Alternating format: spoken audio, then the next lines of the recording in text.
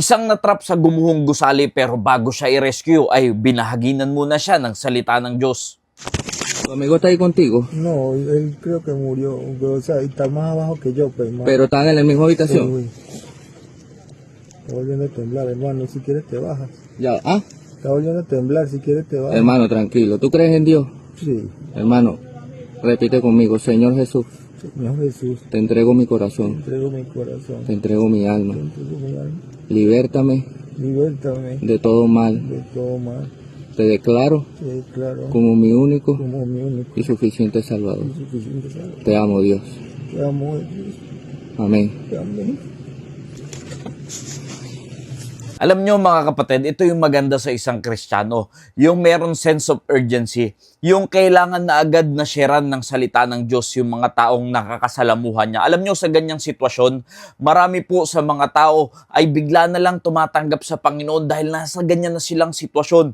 Yung alam na nila na pwedeng yun na yung huling oras nila, yun na yung huling araw nila, na pwedeng abutan na sila ng kanilang takdang araw. Kaya pagdating sa mga ganyan, pag shineran mo sila ay tila ba bagbag yung kanilang damdamin, madali nilang mauunawaan yung salvation. May mga pagkakataon na dyan pa lang nila marirealize na mas kailangan nila ang Panginoon sa ganyang pagkakataon ng kanilang mga buhay. Kaya alam nyo po bilang mga Kristiyano, ganyan din po dapat yung ating ginagawa, na sa every time na may nakakasalamuha tayong tao, yung nagkakaroon tayo ng time, nagkakaroon tayo ng pagkakataon, sharean po natin ng gospel kahit na sa maikling paraan lamang po, kahit na simplest way na maibahagi po natin yung kaparaanan ng kaligtasan, ma-share natin ng ating Panginoong Jesucristo, ay mas maganda po dahil hindi natin alam kung hanggang kailan ang buhay ng tao. Hindi natin alam kung yung nakaharap natin kanina, kahapon, ay makakaharap pa ulit natin sa mga susunod.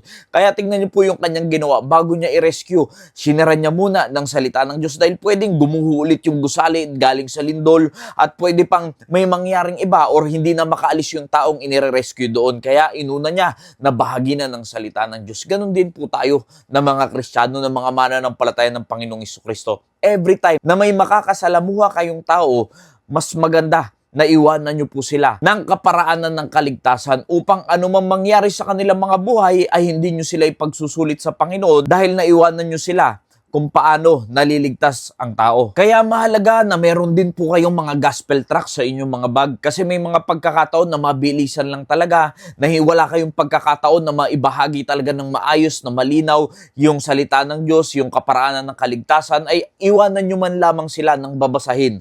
Dahil meron rin po mga naliligtas na tao dahil lang po sa pag-aabot nila ng gospel tracts. So yan po yung mga kaparaanang pwedeng gawin ng isang Kristiyano upang hindi tayo magkaroon ng negligence pagdating sa pagbabahagi ng kaparaanan ng salvation, ang gospel ng ating Panginoong Jesucristo. Kasi ang natutunan ko sa mga ganyang pagkakataon, pagka nasa ganyang sitwasyon ng mga tao, mas gustong-gusto nila makapakinig ng salita ng Diyos dahil pagdating sa ganyan, wala na silang aasahang iba. Ang pwede na lang nilang kapitan ay ang ating Diyos, ang ating Panginoon. Kaya alam niyo po, sulitin natin, i-take natin yung mga pagkakataon kung may mga ganyang sitwasyon sa ating mga buhay or di kaya naman may mga lamay, mayroong mga taong nasa matinding problema, paghihirap, ay gawin po natin yan na paraan upang maibahagi ang salita ng Diyos. Nawa naging pagpapala po ang mensaheng ito. Maraming salamat po and God bless you all.